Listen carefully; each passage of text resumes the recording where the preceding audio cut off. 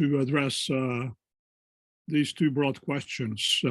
What is the value of seafloor pressure observations, and what processes cause variations in seafloor pressure?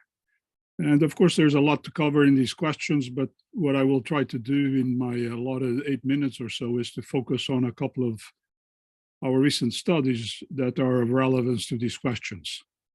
So first, on the value of in situ bottom pressure records, one can use such observations to understand the bottom circulation, to explore the nature of sea level variability in terms of steric or mass components, to probe relative role of barotropic baroclinic ocean dynamics, and so on. But here I want to focus briefly, next slide, please. I want to focus briefly on the use of the in situ bottom pressure recorders, or BPRs for short, for validation of data obtained from space geodetic methods, in particular GRACE. So although GRACE data inversions are done nominally at monthly intervals, there are products that attempt finer temporal resolutions, and in particular daily solutions have been made available in the last few years. And in this case, BPR data with their high sampling rates provide a unique tool to examine the quality of the GRACE inversions. So I'll show an example from recent work that Michael Schindelager and I have done on trying to examine the global ocean response to the 5-day Rossby-Horowitz wave in the atmosphere. Next slide.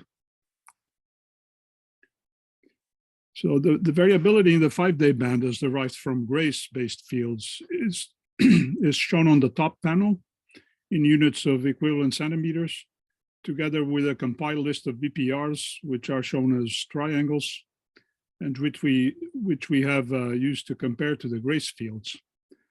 The comparison is shown in the middle and bottom panels for two different daily GRACE products from the University of Graz and from CSR at the University of Texas on the right. These plots are quite busy, but for our purposes, we can concentrate on the bottom panels showing the percentage of BPR variance explained by the GRACE data, and just look at the squares, which show the calculations based on the full variability in the 5-day band. So the results indicate that the GRACE series can explain substantial portions of the BPR variance, with the ITSG product explaining more variance relative to the CSR product. There is, however, considerable scatter from site to site, suggesting that various factors can impact the comparisons. And in this example, it serves to illustrate some of the challenges in using BPRs to validate GRACE inversions. So as we know, the spatial coverage provided by the BPRs is very limited. And in this particular case, there is no data in places where the 5-day ocean signal attains its largest amplitudes. Another issue, of course, has to do with the potential mismatch in spatial scales sampled by GRACE, which basically represents an average over a few hundred kilometers, and the BPRs, which can contain localized variability. So dedicated BPR deployments could deal with some of these issues, of course, and in fact, these and other validation efforts could be made much better if some dedicated BPR deployments are done. Next slide. In the remainder of my time, I want to switch gears a little bit and look at the question of what causes variations in bottom pressure. And traditionally, we have taken bottom pressure variability to be primarily driven by the atmosphere, in particular by surface wind stress. In such a scenario, with good knowledge of the surface winds or any other relevant atmospheric forcing field, one can potentially infer the forced variability in bottom pressure. But aside from forced variability, one can also have what we will call here intrinsic bottom pressure variability, which is not directly forced by the atmosphere, but results from nonlinear ocean dynamics, from eddy generation, under the ocean internal processes involving energy transfers across scales. Examples of such variability include what Chris Hughes and colleagues have called the Rossby whistle in the Caribbean Sea, or the eddy-related bottom pressure variability found in western boundary current regions. So we wanted to get an idea of how much intrinsic variability in bottom pressure one can have over the global ocean. And next slide. So we published a paper last year in GRL trying to get a handle on such question. And that's the Zhao et al. Reference that you see at the bottom. Next slide, please.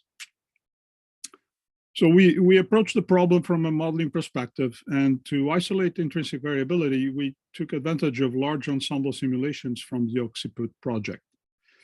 Briefly describing the work here, the ensemble consists of 50 members, each member based on an eddy permitting ocean model run, which is forced by the same atmospheric forcing, but with slightly perturbed initial conditions. This figure is an example of the bottom pressure time series from all 50 ensemble members in gray, with the ensemble mean plotted in red. For the analysis, we considered the ensemble mean to represent the forced signal with the intrinsic signal given by the deviation from the ensemble mean for each different ensemble member.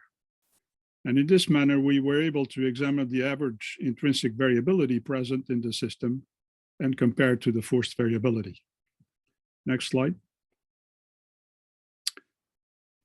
So jumping quickly to a couple of results, we examined a number of different frequency bands, and the plot on the left shows the estimated standard deviation of intrinsic signal for periods shorter than 60 days.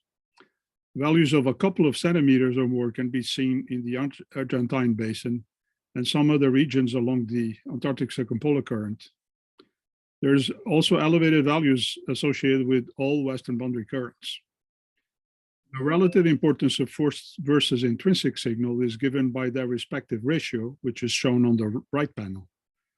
Ratios close to or below 1, which are the reddish regions in the plot, reflect areas where intrinsic variations are comparable or larger than the forced variability. And such is the case for large areas in the tropics and also areas of high eddy energy. Next slide.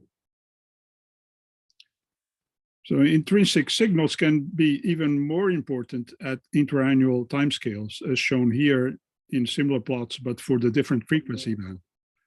Almost a quarter of the oceans show intrinsic signals that are larger than forced signals. Next slide.